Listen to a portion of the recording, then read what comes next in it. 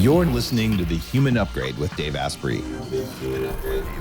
I'm filming today's episode from a different room than I normally do because I'm doing some construction at the main labs. We'll call it studio, whatever you want to call it, where I record the show usually. Today's episode, as I promised, I'm going to tell you guys why you should listen before you listen so that you know it's worth your time. One of the biggest upgrades you can make in your life is upgrading your relationships. And this is one of the things you say, what do you mean upgrading your relationships? There's a lot to it. And I wrote about some of this in Game Changers. You look at the world's most successful people, they usually have figured out a way to have a community or a partner or partners that support them. So I thought, why not find an expert out here for us who's really strong and understands that? And our guest today is one of those guys. He doesn't believe that happy relationships come from the things that you might think they come from. He thinks that it isn't from 50-50 effort. It's not from compromise. It's not from molding yourself into whatever your partner wants. It's about some hard truths. And I really, really like that perspective. So with no further ado, let's have a conversation with Gary John Bishop, the New York Times bestselling author of the Unfucked book series and his urban philosophy. Welcome, Gary. Awesome. Thanks for having me, Dave. Why do you go by Gary John Bishop instead of just Gary Bishop? When you Google Gary Bishop, you get a mass murderer. Oh, that's probably really bad for branding. Yeah. When you Google for Asprey, you actually get extremely expensive jewelry in London, which is much better than a mass murderer. Right. So that's probably for the best. Right. Yeah. So I've included one of my middle names in there now just to kind of make sure I'm separate and distinct. All right. And you are from Scotland, but you're a Floridian now. Why'd you move to Florida? I used to be a musician. So, I had I made a few albums and toured a bit and had some fun doing that back in the heady days of the early 90s. And I just kind of ended up meeting someone and getting married, and here I am. There's a question I've been dying to ask you, and some of the Upgrade Collective members in our live audience want to ask you as well. Yeah.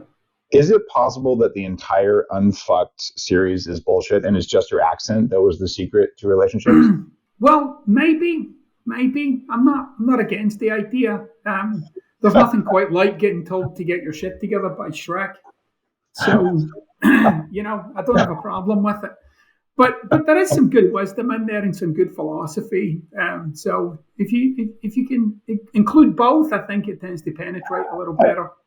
I think you hit that one right on the head. And you're not a psychologist or a psychiatrist, but you look at ontology. Can you even talk about what ontology is? Yeah, ontology is the study of the nature of being. So you are a human being. And when you're a very different human being to the one that was born, and you're very distinctly you now as a human being.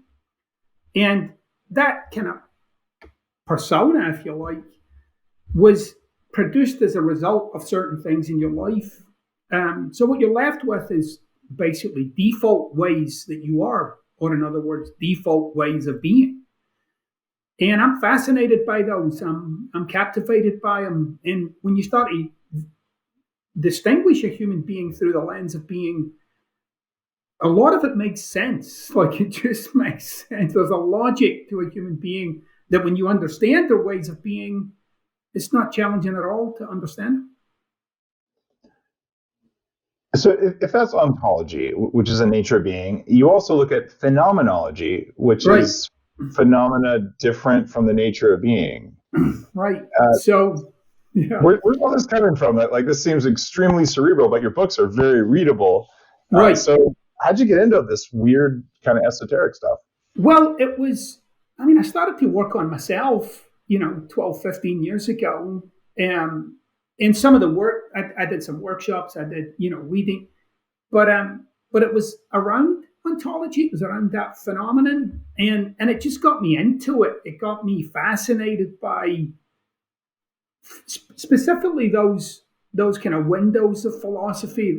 They're fascinating, and the more that I read and the more that I understood, it really was an eye opening for me. Like I started to make sense to myself, and I could really connect with it for myself and other people.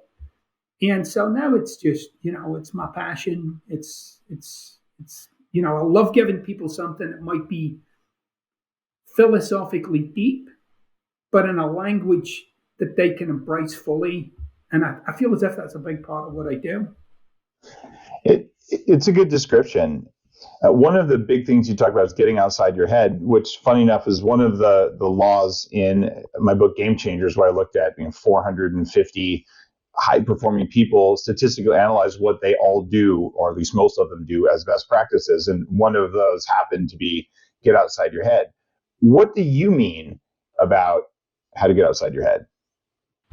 Yeah, so there are a couple of things. So you got to start with the notion that you basically spend your entire life in the confines of your internal dialogue.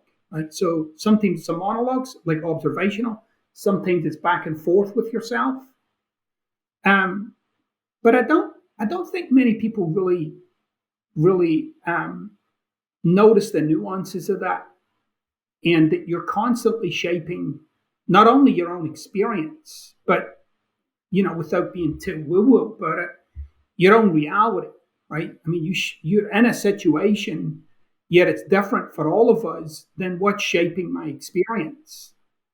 And so I want people to start noticing some of those loops, some of those default ways that continually come up that are sometimes hard to track because we're so entranced by the notion that we're circumstantial, that there's circumstances and this is why I am, not like I'm on autopilot and it's getting applied to every situation or circumstance that I walk into.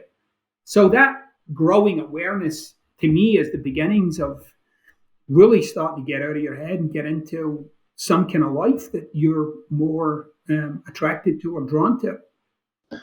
So someone's listening to the show right now and they're thinking, oh man, I might be inside my head, but I don't know what ontology or phenomenology is. What do I do right now to get outside my head?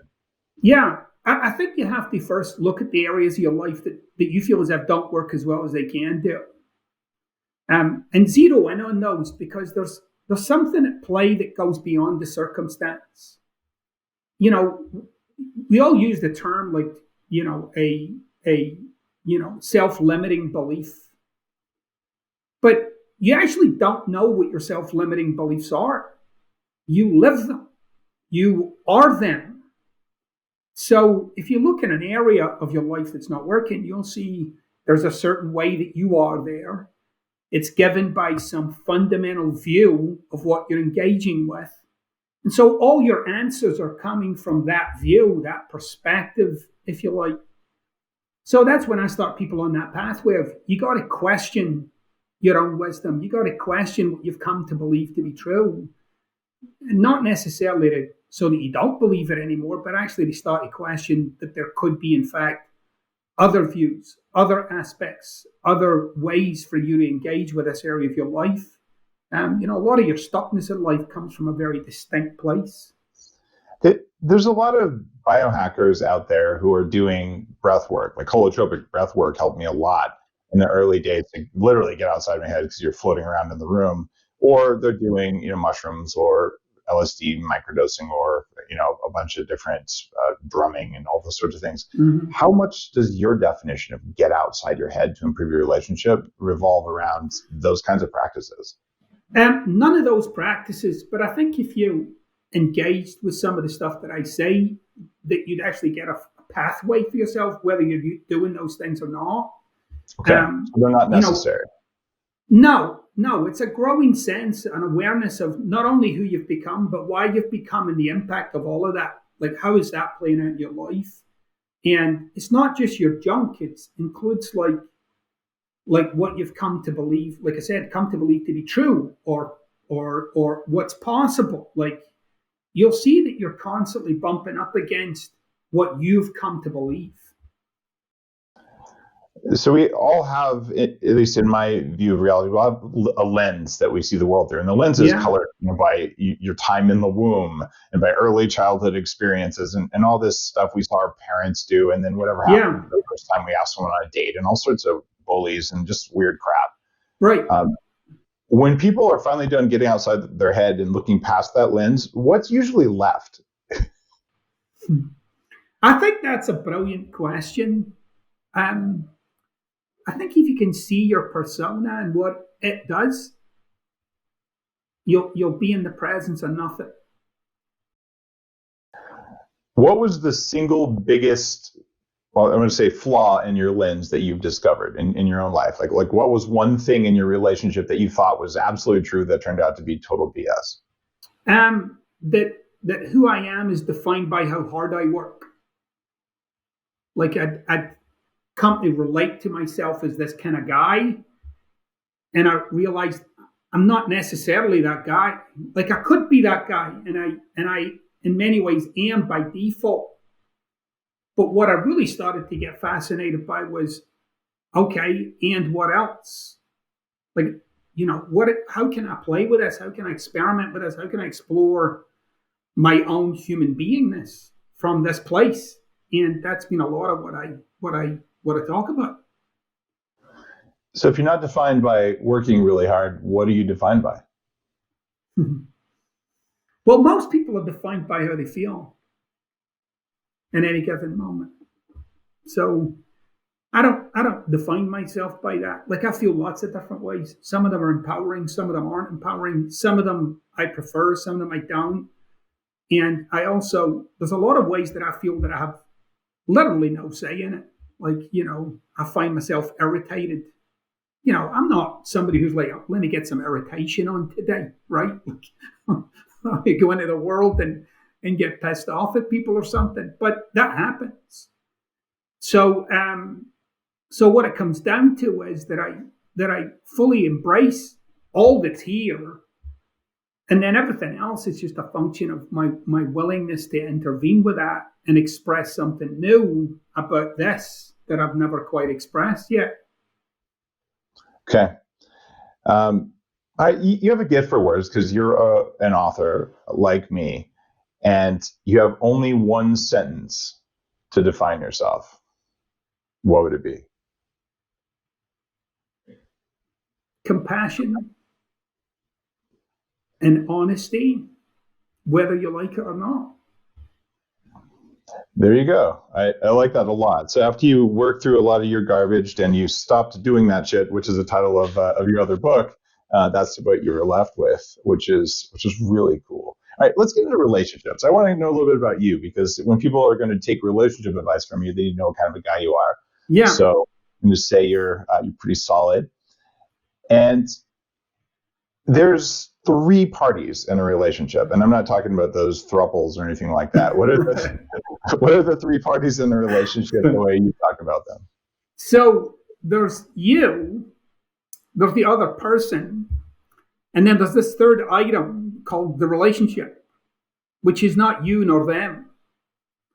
And that part, after a while, tends to get pushed aside. It becomes like this game of observation between you and the other person, how they're doing, how you're doing. They could be doing better, I could be doing better. But there's no one really tending, well, what is it that keeps this thing going? Like, what is it? And again, we tend to rely on maybe how someone looks, or maybe some behavioral characteristic, or perhaps, again, how you feel, right? Which is not always consistent in a relationship, right? Like, if you've been married to someone for 2 years or 20 years, there's usually a difference in how you feel between those 2 poles, right? You're usually not wallowing in the same stuff 10 years, 15 years, 20. It's different stuff. So yeah, I'm somebody who like starts to, when you take it apart, I notice that my relationship works when I work on my relationship, which sometimes isn't always doing exactly what my partner wants me to do or how my partner wants me to be, but I really see it as that's my responsibility to tend and make sure that this union is a strong one. In my last book on fasting, I made the analogy of the human body is not really a real thing. In that during the course of this interview, you shed some cells, you made some new ones. So you're really more like an eddy going through matter. It's just a slow moving eddy that you can't really see because you identify as the eddy. right? All the carbon in you won't be there next year. So a relationship is pretty much the same thing, because there's all sorts of inputs to the relationship and it changes constantly over time. So you can look at that as a separate thing from either person. How many people actually do that? Or do most people identify as their relationship? Well, there's a reason why you persist. Like, what is it that persists about this phenomenon called you? What causes it to move from one moment to the next? Like, how come you wake up tomorrow as you? Like, why come you can't wake up tomorrow as somebody else, right? But you always wake up as you. And what it's a chain of language. Like, you persist in language, moment to moment to moment to moment to moment. And so does your relationship. So very often you'll find people want to work on what's broken, what doesn't work. Let's work on what doesn't work. Now, that can be fine, but that can end up becoming base camp. So now the only thing we talk about is what doesn't work, which goes from moment to moment to moment to moment to moment. Therefore, there's no life getting breathed into this thing. There's no context for empowerment in it. And it's critical to keep your eye on that stuff. You must have your eye on what's going on between you and I. And as I like to say, one of the things that's important to me as a human being is love. Like, it's important to me. I started to really realize that that's my job. And I'd spent a lot of time waiting for somebody else to deliver it.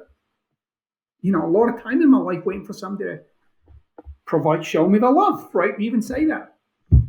And I got that, no, I got to express it. I got to actually bring it to the table because it's important to me. And so that was part of the shift when I started to really get my ability to shift and move and influence not only the quality of my life, but the quality of my relationships. What's the best way to blame your partner? Just be right. But anything. Just be what? Just be right. Just be right. I'm right. Just be right. Yeah, I'm right. You doubled down on that one, didn't you? So what's the role of blame in relationships? I think part of the deal is with relationships, you can't help but manifest your past in your relationships. You can't. It's coming up. The more you can identify it in all of its little guises, the more power you'll have with it. But somebody said to me a while ago, when they were talking about something they got hooked by or triggered by or, annoyed by. And I say, well, I know, but it is yours. Like, you gotta start. It's the same with all your crappy relationships in your life. You were in all of them, we changed the personnel and it kind of still turned out the same way. You sound a little bit like my friend Jack Canfield. I believe is his relationship like that, or his interview on relationships a couple hundred episodes ago. Something similar, like the easy thing. Just say you're right. It doesn't really matter. Just say you're right to your partner all the time, and it gets a lot easier. So it was either him or John Gray, one too. But it's amazing how we got hung up on those things, right? Like we're like, they say something or they do something, but you don't realize that it's in that moment of that you're now cashing something in for something else. Like that space of being right is, ontologically speaking, a disconnect. I can't be right and with you. I have to be right here and you're there. And that's the as-lived experience of being right. That's the phenomenological aspect of being right. Like, here it is in this moment. So, and you can flick out of it. You can let go of being right and reconnect with that person. But all of those little interludes, all of those little vignettes of life, if you like, they add up. They kind of become something, over time. What's the role of sex in relationships? It's great when you have it, and it's fine if you don't. That was the shortest and least satisfying answer I could have possibly expected. I think for a lot of people, it's probably not okay if they don't. Yeah, and that's what you have to understand, though, right? Like that going into a relationship, that's something that matters to you, and it really matters to you. And then you might get to a point in your relationship where maybe there's either no sex or not as much sex as you wanted. You're faced with this thing that matters to you. And so your relationship might have been one way and now it's changed. You have to come to terms with that. And you have to say to yourself, is this something I'm going to continue with? Or am I going to talk to my partner about it? Maybe there's some underlying thing here that we can both resolve. But sometimes there's not. And you have a choice to make. And it's a hard choice to make. Very, very challenging choice to make. But you have to realize, like, and when you're in a relationship with someone, it does move and it does shift. And there might be a point where you're unwilling to kind of travel in the direction that it's going. And there's a lot of people, though, will keep drifting along with that thing and just complaining that it doesn't work, rather than finally intervening with themselves and face the reality of what they're actually dealing with. Well, so I hear this question a lot because I deal with a lot of personal development stuff when I'm talking with people, especially around neurofeedback and all. And what if you're just dealing with, I wanted to get some every week or a couple times a week, and I haven't for the past 5 years. Right. Is that a relationship issue, or is that like something's wrong with me for wanting to get some?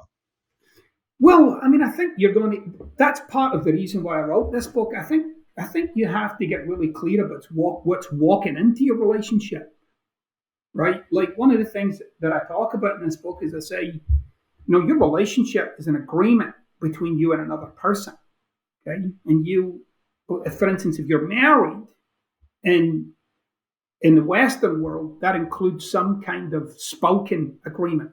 I'm going to be this person. I promise to be this kind of person. That's your vows, right? If you're married. But there are unspoken agreements in a relationship. There are things that are not said but expected. Now, a lot of what we walk into a relationship with is a lot of our own stuff that has never quite been settled for ourselves. A lot of relationships are based on this attempt to fix oneself. So when you get into a relationship, whatever you haven't handled about you, it's going to be there. But when I say there's an agreement between you and another person, the one agreement that no one ever takes on is the agreement that you have with yourself before you go in. Like, can you manage you in a relationship? And that's a process that I talk people through. And I say, you have to get to what is it you're having to manage about you? What is it that you've been left with from the life you've had to this point? Can you manage it in a way? Are you powerful with that now? And if you're not, what is it going to take? Such that when you walk in here, you're clear about who you are, you're clear about what you're about, you're clear about what matters to you, and that you're getting into a relationship with someone that you feel as if you want to express that with. Okay. You talk about telling yourself the truth, and you're really pretty straightforward in the book, as you'd imagine from the title. But you talk about acknowledging to yourself that your current relationship doesn't work. So if someone's listening to the show and their current relationship isn't working, how is it that they don't know their relationship isn't working? Yeah, because they live with the illusion that they'll say stuff like, well, we're working on this thing, we're working on that thing. But in reality, if you look at the last 3, 4, 5 years of their life, they've been in a cloud. They've been in this constant state. And I think we're always trying to do things in a relationship. Well, many people are trying to do things in the relationship that are going to improve it or make it better. But included in that is some kind of pretense that this will somehow turn out. And I think, the greatest truth you can tell yourself in a relationship is, all right, look, let's just stop all this nonsense. This isn't working. Why is it not working? What am I hanging on to? Maybe there's something they're hanging on to. But ultimately, what does this come down to? And, I think one of the greatest strengths we have as a human being is our strength to overcome. But I think it also kind of intertwines with one of our greatest weaknesses, which is our ability to tolerate. So we'll put up with and pretend. And, oh, well, that was a good day or a good week, but fundamentally, there's something not working. You talk about what happens. People do a little bit of personal development, and you read a book, and you start realizing, now that I know this, I can change the people around me so that I'll get what I want. What happens when people do that? Well, it's never good. So I'm just reminded of some of the times I've been tempted to say something to my wife and have thought better, right? Like this would be a good moment to talk about one of your triggers. No, it's not. That's never a good moment. I think one of the things about personal growth is you can't help but maybe read a book or do a course and be reminded of someone in your life. You can't help. And I think that ties in with that at some level for us as human beings, we want to make a difference, right? We do. And I really believe that there's an authenticity there. There's a real genuine want or need for people to make a difference with the people in their lives. However, if you're in a relationship and it's maybe contentious or a little parched, sometimes your attempts at making a difference are landing like you're trying to control somebody.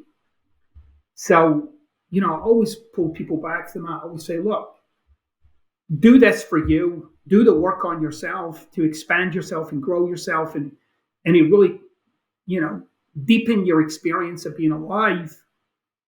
And if somebody wants that, they'll ask.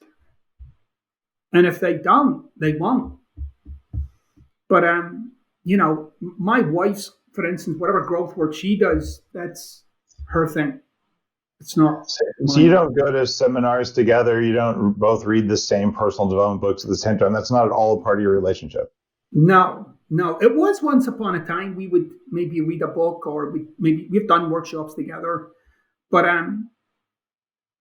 she's I think that's another thing that was really, you talked a little earlier about what changed in my relationship over the years, but that was definitely another one where the expectation that she should somehow be different in certain times, like that disappeared for me.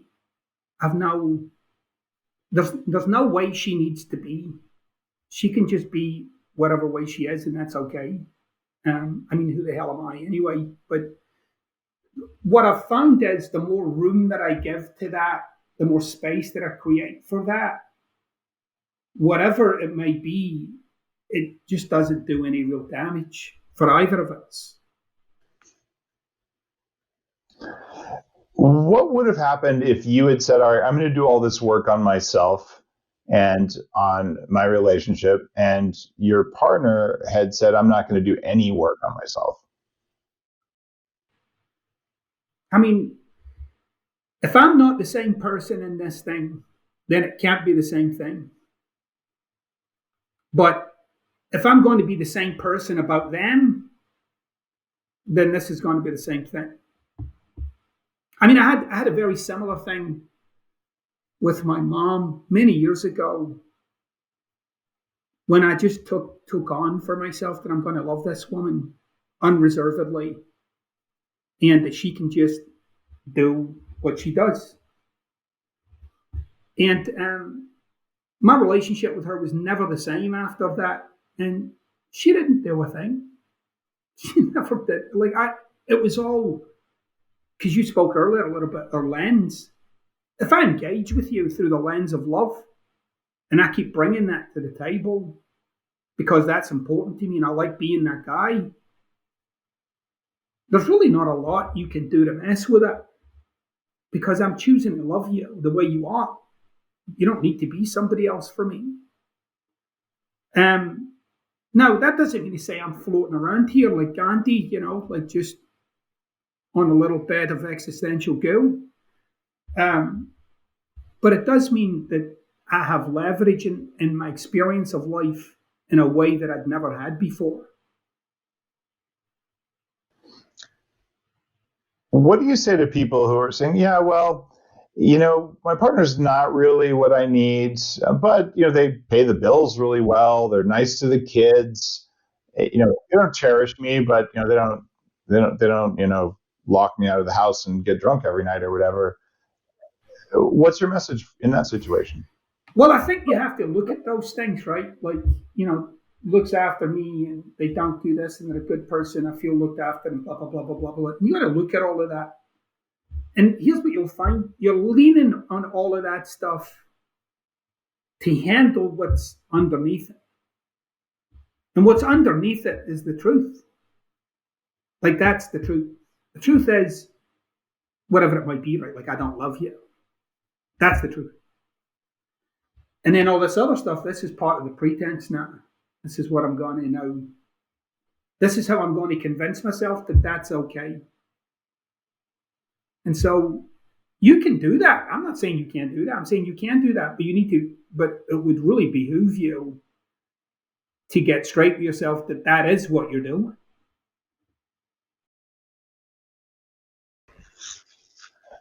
One of the biggest knowledge bombs in your book was that people kind of lose it when their partner behaves in a way that doesn't match what they say. That they say I'm loving, but then they don't act in a loving way, or they say they'll do the dishes and then they don't do the dishes, whatever. What makes people act differently than what they say? We have to remember that when you're in your experience of being alive as a human being, you are much more likely to honor what you said to somebody than what you say to yourself. So you're much more likely to keep that, whatever you said you were going to do, you're much more likely to keep that because you are at a very profound level eager to make sure that you're seen to be a certain person. So you're likely to extend yourself and do things you don't really want to do, or do things that you're kind of hesitant to do, or because you want to manage that dynamic between you and another. When you're in a relationship, a lot of that kind of gets cast aside. And what starts to come out is, believe it or not, your fundamental relationship to yourself, which is one of, you'll say you're going to do it and then you don't. In the areas of your life that don't work. In the areas of life that work, you'll say you're going to do it and you'll find you're doing it. You'll find you're actually functioning in a way that's consistent with what you said. So in a relationship, over time, because we can bend the rules with ourselves, well, I was going to do it, but I'm not going to do it, then it becomes easier and easier in a relationship to say you're going to do it and then you don't do it, or promise you're going to do it and then not do it. And so that muscle for knowing yourself as something a little greater than your current emotional state becomes atrophied. You don't have a real ability to intervene in your own experience. So that's something I'm really out to interrupt in this book. I'm having people get like, what you say matters. It matters. And when you say you're going to do something to yourself, that matters. That is another agreement, by the way. When you say, well, I'm getting up at 7 a.m. or 6 a.m. or 4 a.m., when that alarm goes off, if you're up at 4:05 and you said 4, you never honored the word that you gave when you went put your head in the pillow that night. That seems like nothing, but that stuff is cumulative. Like it becomes 5 minutes here, 20 minutes there. Well, maybe next time you're really eating away your own sense of self and your own sense of power. I like that perspective. It's tough because so much what we're talking about is mushy. There aren't even necessarily words to describe half of this. Or when you and I say something, that it'll get heard or felt in a different way by people, which is why I asked the question in the first place, right? Because people are acting, they're acting out how they feel, not what they say. And I think that happens in the world outside of just a relationship with a partner. It happens with friends, it happens with coworkers, and just all over the place. Right. And look, here's what the image I like to create for people. I like to say to people, if you had a friend that said they were going to do all the things that you said you were going to do to yourself, if you had a friend who was saying that to you and didn't do it, what would your view of them be? What would you start thinking about them? And it starts to come out. People would say, well, they just sound like they're full of it, or that, I can't rely on them. Well, what do you think what relationship do you think you're going to end up with yourself then? Do you think it's going to be different? Or are you actually diminishing your own sense of power? And that, to me, that's where every person I've ever spoken to who was successful in whatever thing they were doing had a profound relationship between what they said and what they were doing. Profound. Like, it was extraordinary. Like, they would go beyond and they would overcome to fulfill on what they said.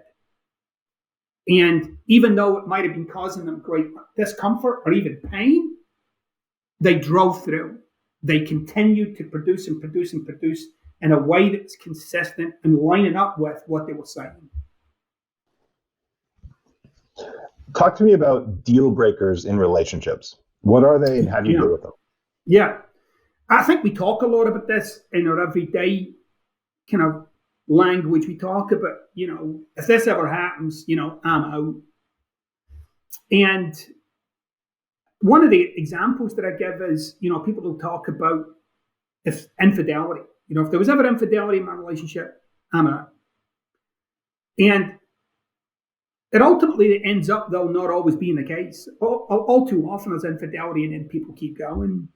I think you have to get clear about, so let's say, I get in a relationship with someone and I move in with them. It's clear, it's obvious that I must have some sense of, and I should be speaking about what this means to me, who I am in this, what you can rely on me for. It includes all of that sort of stuff. But it should also include, like, I want you to know, if there was ever this kind of stuff came up between us, I might not hang out for it. I'm kind of reserving my right to be out. Not like a threat, like it's almost like the agreement would conclude at that point, and I have to determine whether I'm willing to begin a new one with you, given how the last one went. So it really is, I think there's sometimes a real problem for people when there's been infidelity in a relationship, like how do you get over it? Because the way it was before kind of continues, just keeps going. And one of the things I say to people is, no, you're at the point of a deal breaker. You get to say whether you're now going to call that deal done. And if there's something for you and I to create newly here, then we're going to have to start from zero because that is concluded. So it really is about getting people to see in many ways that your life is in fact a series of agreements that are coming to completion and then being recreated or built as new. What happens when partners have different values? So one partner says something's important to them. It's just not important to the other person. And that creates a lot of emotional pain. Unpack that for me. What's going on in there? Yeah. Most people would talk about their values. If you ask somebody what their values are, they'll generally give you a handful of words that they feel, I value, honesty, and I value family, and But if you go back and look at some of there's a German philosopher guy by the name of Max Scheler who talked about values. And he was of the view, there's this kind of view that your values are your values, like they're a set thing that you ended up with. Scheler was a little different. Scheler was like, well, you could create values for yourself.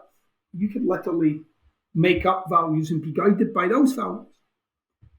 The first thing that you have to really get clear about is that you're not clear about, well, what is it I value and why?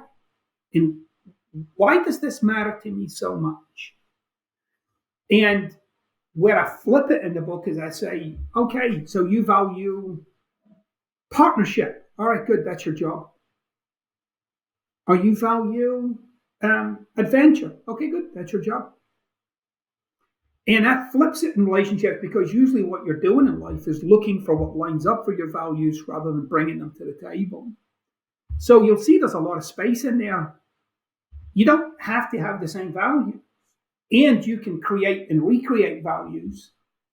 And you can start to see, in fact, all the positive ways in which you're being influenced and impacted by your partner's values, even though they might not be yours. I think it's one of those things we get a little too wrapped up in.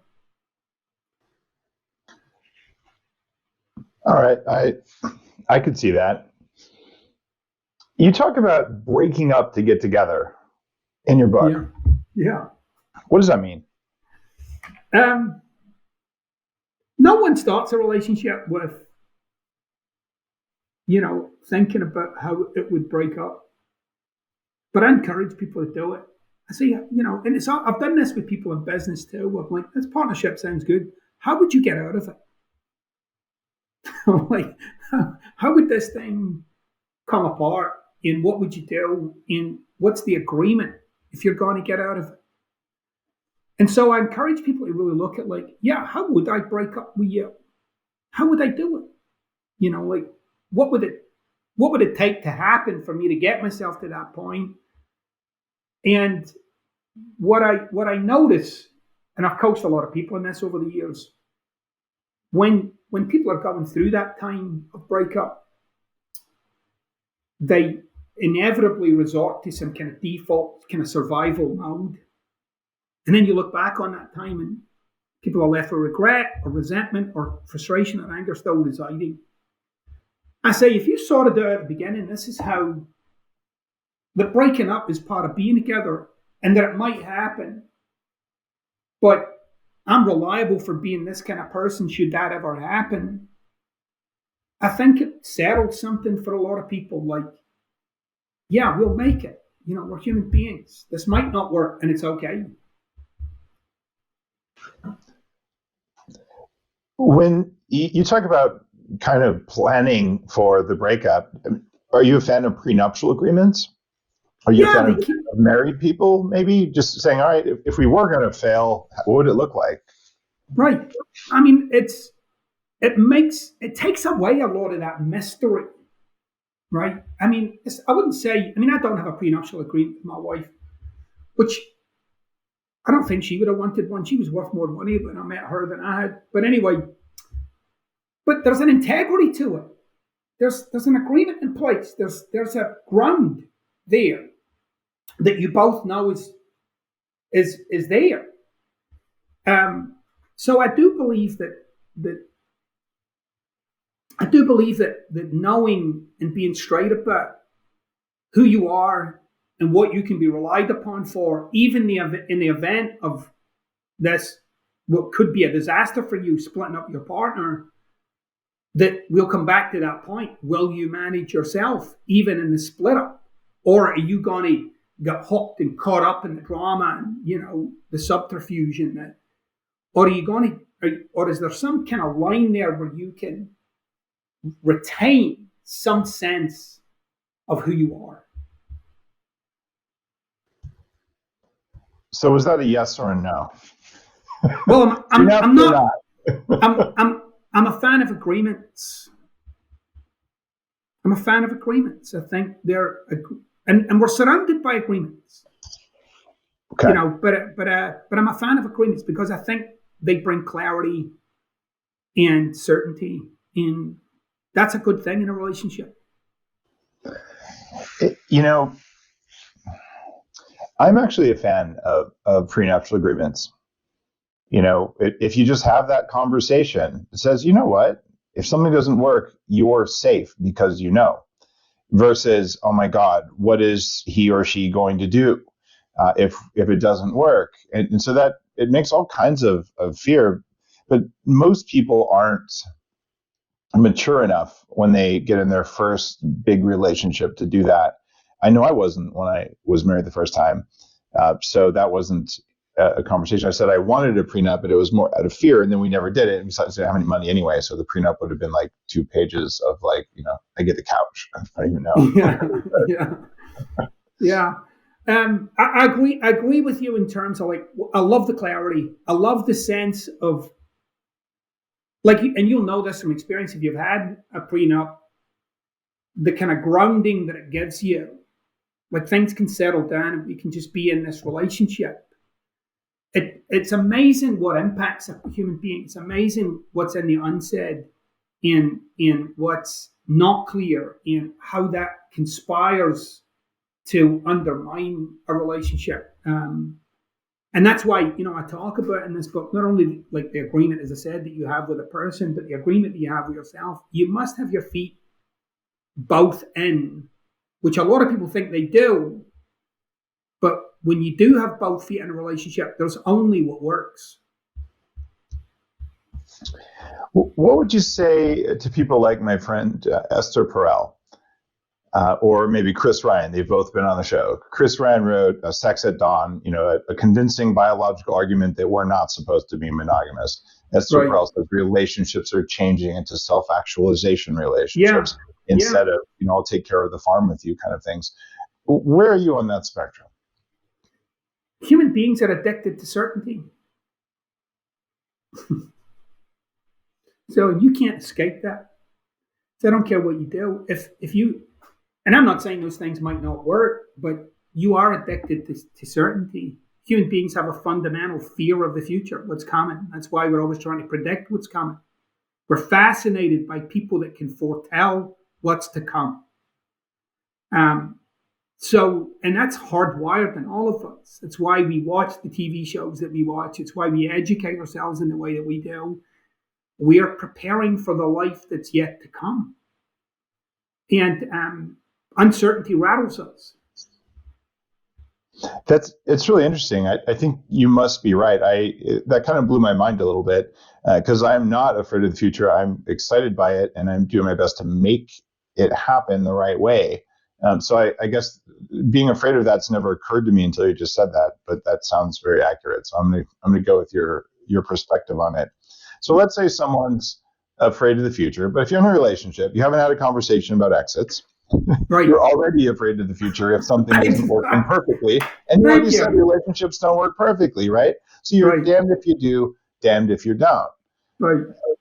So that brings us back to since you're damned if you do, damned if you don't, then maybe Esther Perel is right. And you should have, 16 girlfriends, or that's actually not what she says, but she says, you should have freedom to explore, to become more self-actualized and help your partner do that.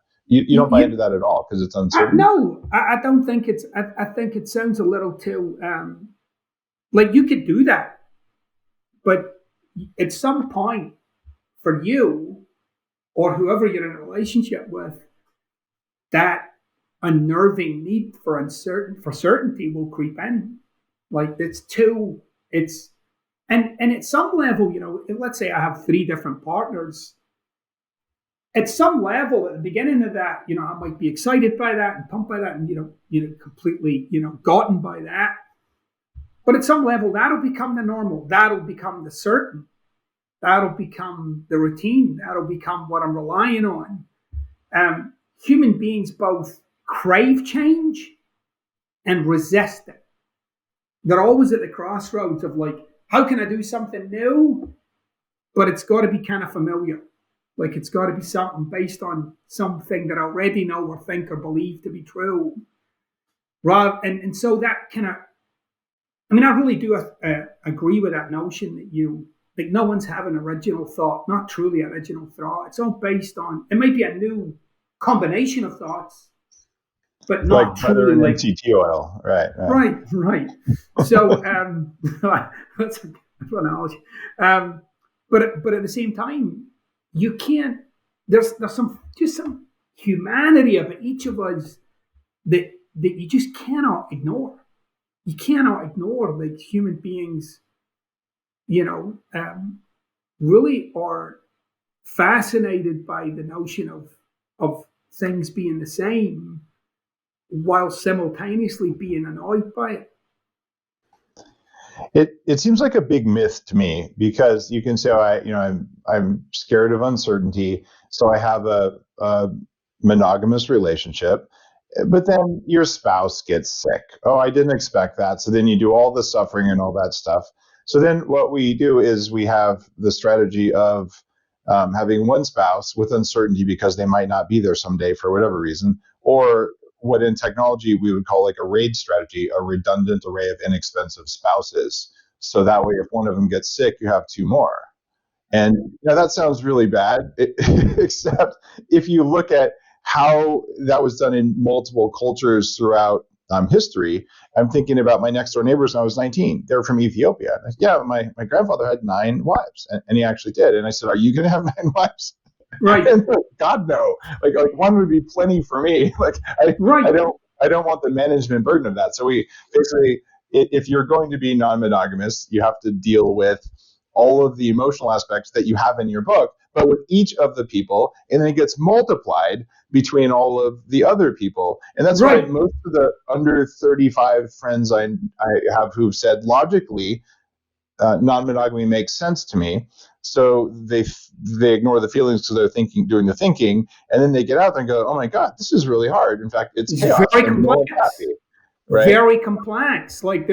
So again, if you come back to this notion of agreements and integrity, how are you going to manage all of those agreements? How you going to manage yourself in all of those agreements? Because you can't just kind of slip in and out. Well, you can, but you'll end up run by your emotions like everybody else. There's nothing grounding you, right? You're just kind of flipping from one emotional state to the next.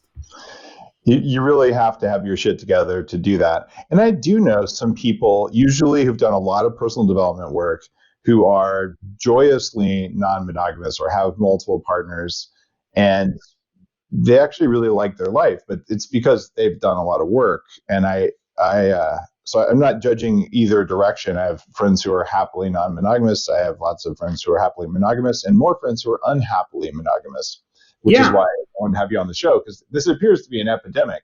What percentage of people would meet your definition of doing pretty well in relationships? It's going to be low. So I'm going to call it something like, and I'll talk from the perspective of marriage. So half of marriages end in divorce. Yeah. So that means you're left with 50%.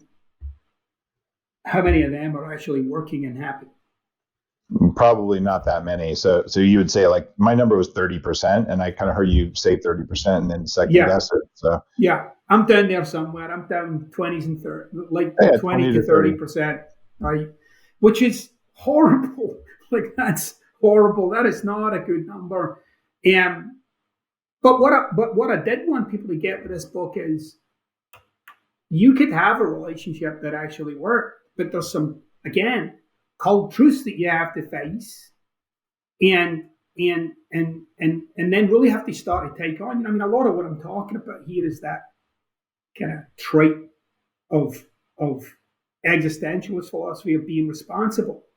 You have to take it on, but in a way that it's not always going to go your way. You're not always going to get this thing flowing the way you would want it to go, but that your job is to keep bringing yourself to this phenomenon in a way that's consistent with you, who you are, what you're about, and powerfully managing all that you might do to undermine it. Very, very interesting. So I think you're firmly in that camp that says it's not worth the management and emotional overhead of being a non-monogamist, but that those 50% of people who don't end up getting divorced, they can use what you've got in Love Unfucked in your book. They can go in and do the kind of work you're talking about. And let's say that everyone in a marriage got a copy of Love Unfucked, and you gave them 5 years. What percentage of 30% of people are happy now, according to both of our estimations? What would the percentage move to? I think if you had a person or persons grounded in and connected to what matters to them as a human being, and a sufficiently managed level of personal integrity to ensure that you're someone who's reliable for that. I'm going to say we no longer have 50-50. I think it's more like 60-something to 30-something people getting. So like 30-something% of people get divorced. And for those that are saying, I want to be together, this book, like, no kidding, this book, if you were to actually realize for yourself, like, how much of your relationship is not about what matters to you, it's mind-blowing how much of it is actually not what connects you to life as a human being. It's more about things like we talked about or joked about at the start of this conversation, which was things like being right, or another version of that, proving your point, or disconnecting yourself, or these, people do this stuff all the time, but sending signals, or never saying quite what they want to say, but showing it. Start making love and connection a mystery. Start making it a reality. Start identifying, what does it look like for me to love another? What does it look like for me to forgive another? What does it look like for me to manage myself powerfully? What does it look like for me to bring all of myself to this thing that I say matters to me? Which is sometimes the weird thing. You say to people, bring your A game, and they say stuff like, well, why should I? I'm like, well, because you're in it. You're in the thing. Bring your A game. Bring yourself to it, but not to change them, but to impact your experience of being alive. I think we're woefully out of touch of our innate ability to shift our own experience.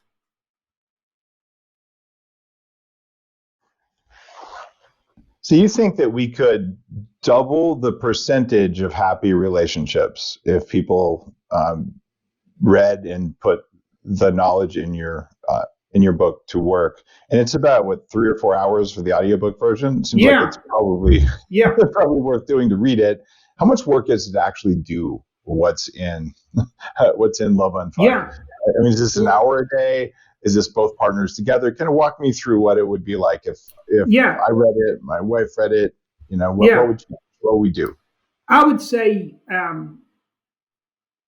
look, the real value in all of my books isn't so much in the words, but rather in the gaps between them. Like, what do you start to see, realize, acknowledge? Like the spaces between every paragraph is where you should be sitting and pondering and inquiring and uncovering for yourself. So that's the real value of any personal growth book that you read. It's not so much what it tells you to do, but rather what it's now beginning to reveal for you. If you do this work and it reveals some stuff about you that perhaps you've known or even maybe not known, and you can see how you've gone on a certain pathway. And again, I'll use my own relationship as an example. I'm not a case study for this and what I've written in here about living from who you say you are and being clear about what you value. I am that. That's who I am. Like, I don't dwell in making people wrong. I'll let that go in a heartbeat. And I'll let it go in a heartbeat because I don't want to be that guy. So it's not a practice per se for me. It's more like I took on living my life from a different perspective. And it will take that from people. You can't beat your perspective to death and expect this is going to be different. You must start to realize that a human being's greatest strength is their ability to shift context. You can shift context at the drop of a hat. That's your ability to create life right in front of your face. Can you catch yourself in a context, and can you shift yourself in a context? And you can either do that or not. But if you're out to be powerful in this life, it might be a practice you want to take on. Like, this is the way I'm choosing to live. What percentage of women buy your books versus men? It's always more. So it's always like 60-something%. My followers online are the same. It's always 60-70% women. That sometimes surprises people. Yeah, I mean, maybe. I'm thinking it's my rugged good looks, but maybe not. No, I actually really believe, like, there's this idea that women like their personal growth. We're all touchy-feely.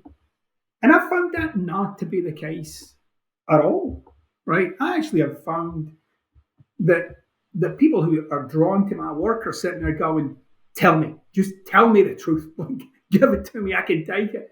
And it's surprising the amount of women who are just like, I think women are way more ready to acknowledge that they're full of it than a lot of men. Interesting. It's true in nutrition as well. You tend to see more women buy those books. I'm really like 55, 45, where slightly more women buy it. And I like to think it's my accent, but it could just be something else. It's kind of interesting, though. If you look at partners, in your experience, which of the two sexes is most likely to be the one to initiate working on the relationship versus themselves? Women. And I think most, and again, these are like stereotypical. I understand it doesn't cover every aspect, right? There's a lot of exceptions to what I'm saying here, a lot. But at the same time, most women tend to, when they're working on the life or working on the relationship, like it seems to them to be a logical thing to do, to uncover and discover. Whereas I found for many guys, it's more like, well, let me just improve it. Let me just keep shellacking this thing. Let's keep polishing this thing. Let's do something new. Rather than, okay, maybe there's something here that's out of sync or out of whack. We maybe need to do some work on either us or myself. I always find that women are more likely to open that door first. Wow. I'm wondering then, so if more women buy the book than men, is it because more women are dissatisfied in their relationships than men? Or is it because they're more willing to do work on their relationship? Or is it because they blame the men more? What's going on with that? Well, I mean, maybe this is a man-woman thing, but the reality is, most men that buy my books are looking for like a man or a male-based perspective. And so they're often surprised that what I'm talking about isn't really centered around whether you're a male or female. But if I was to look at, for instance, questions that come into the podcast, vast majority from women. This is what I'm dealing with. This is what I'm struggling with. This is what I'm up against. This is what about myself. I get regular communications from men, don't get me wrong, regular ones. But I think in general terms, the growth industry, the personal growth industry is very much driven by women. It's interesting. The reason I'm asking is, if any guy's going to buy a book about relationships, Love Unfucked is the perfect title for that, right? So it's probably more accessible. And right. I look back at like the history of personal development books. One of the best books you could read about codependence is called Healing the Shame That Binds You. Right. No guy who grew up and went to high school, I went to high school, would ever pick up that book because you'd probably just get beaten up just for reading it, right? And so like the title just doesn't appeal, right? But now I think you've made it a little bit more accessible, which is super cool. And you have a class for it. Unfuck Your Relationships is on your website, GaryJohnBishop.com. Guys, don't go to GaryBishop.com. That's the serial killer fan site. GaryJohnBishop.com. You really want to do that. That's right. You want to make sure you're locked into the right guy, not the mass murderer guy. Yeah. Would you be really pissed if he wrote a book about relationships? I'm not too sure whether many people are buying that book. Right? Like I don't think they're like let's That's the whole book, right? Like the people. Maybe it's called The People I've Murdered or something. I don't know, but I don't know if that'd be a good relationship book. It would describe some relationships of people I know. So there you go. Oh my gosh. Yeah. Now, I do think that you've written a very accessible, very short book, and just in terms of information density. I sort of cringe when I see an 800-page book because it's probably not information dense unless it's one of like the master level books, like a Robert Greene book or something. Right. 48 Laws of Power needed that kind of space, but it's really easy to have big margins and just lots of verbiage. So I thought you got straight to the point, kind of like your title, Unfuck Your Relationships, which is, or I guess that's your course, but Love Unfucked. It's just really kind of hard hitting to the point. So I like the brevity, the density, and the accessibility for it. So I think you've done a really good job on it. And I want to say thanks for being on the show. Yes, awesome. Thanks for having me. It's been a great conversation. You're listening to The Human Upgrade with Dave Asprey.